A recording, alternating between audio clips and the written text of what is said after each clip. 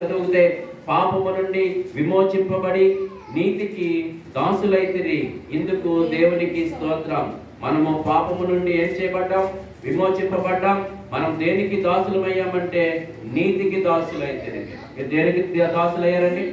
నీతికి దాసులయ్యారు అని చెప్తాడు. మీరు ఎప్పుడైనా సరే నేను క్రీస్తు దాసుని అని చెప్పగలిగారా? అపోస్తలుడైన పౌలు అంటాడు, నేను క్రీస్తు దాసుడును అంటాడు.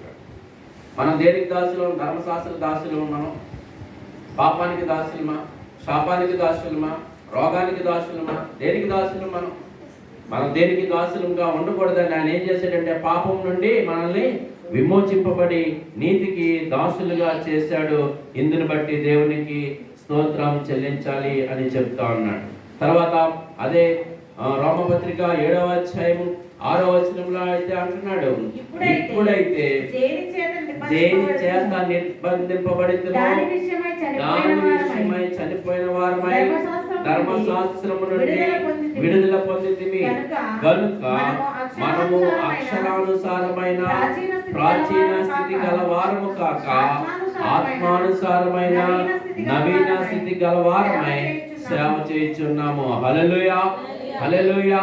ఇప్పుడైతే దేని చేత నిర్బంధింపబడితేమో దాని విషయమై చనిపోయిన వారమై, అంటే పాపం విషయంలో చనిపోయిన వారమై, అలాగే ధర్మశాస్త్రం నుండి విడుదల పొందితిమి గనుక మనము అక్షరానుసారమైన ప్రాచీన స్థితి గల వారము కాక ఆత్మానుసారమైన నవీన స్థితి గల వారమై సేవ చేయాలి. ఇంకా అక్షరం నీలో పనిచేయకూడదు. అక్షరం నీకు గుర్తు రాకూడదు. నీకు ఏం గుర్తుకు రావాలంటే కృపే గుర్తుకు రావాలి. నీకు ఏం గుర్తుకు రావాలండి? కృప ఒకటే గుర్తుకు రావాలి. నేను పాపిని, ఆయన నన్ను ఏం చేశాడు? నన్ను రక్షించాడు. ఇతరుల పాపాల సంగతి నీకు అనవసరం. నీ పాపాలు రక్షించబడ్డాయా లేదా? నువ్వు ఈ తీర్పు తీర్చడానికి దేవుడు ఇక్కడ నిన్ను పెట్టలేదు. నువ్వు ఆయనకు సాక్షిగా ఉండమని ఇక్కడ పెట్టాడు. దేని పెట్టాడంటే మనల్ని సాక్షిగా ఉండమని పెట్టాడు. మీరు లేఖనాలు మనం చదువుకుంటున్నప్పుడు మార్కు సువార్తలోని అక్కడ 2000 దయ్యం పట్టిన సేన కనబడతాడు. ఆ సేన పట్టుకున్నప్పుడు ఆడు ఏం చేస్తాడంటే ఆ కట్టిన సంఖ్యలన్నీ కూడా పురుకోసు మొక్కల్లాగా దార మొక్కలు తెప్పేస్తూ ఉండేవాడు. అటువంటి బలం కలిగిన వ్యక్తి మరి అక్కడ చదువుతా ఉంటుంటాడు. ఆయన స్వతంత్రుడై ఏం చేస్తున్నాడంటే దేవునికి సాక్షిగా ఉంటున్నాడు. నీతో వచ్చేస్తాను ప్రభు అంటే ప్రభు ఏమన్నాడంటే నువ్వు నాతో రావద్దు, నువ్వు ఇంటికాడు ఉండు, నీకు బోల్డ్ పనులు ఉన్నాయి, అన్నీ చేయాలి. వాటిని చేస్తూ కూడా నువ్వు నాకు ఎలా ఉండాలంటే సాక్షిగా ఉండమన్నాడు. మనం సాక్షిగా ఉండమంటే ఎదుటి పాపను ఎక్కడ చేస్తాడని ఎదుగుతాం. ఆడి పాప సంగతి నీకు నువ్వు రక్షించబడ్డావా?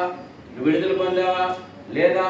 విడుదల పొందితే ఇతరుల గురించి పాపాల గురించి నువ్వు ప్రార్థన చేయడం తప్ప మరొక మాట నీకు లేదు. అక్కడ అంటున్నాడు, అక్షరానుసారమైన ప్రాచీన స్థితి గల వారము కాక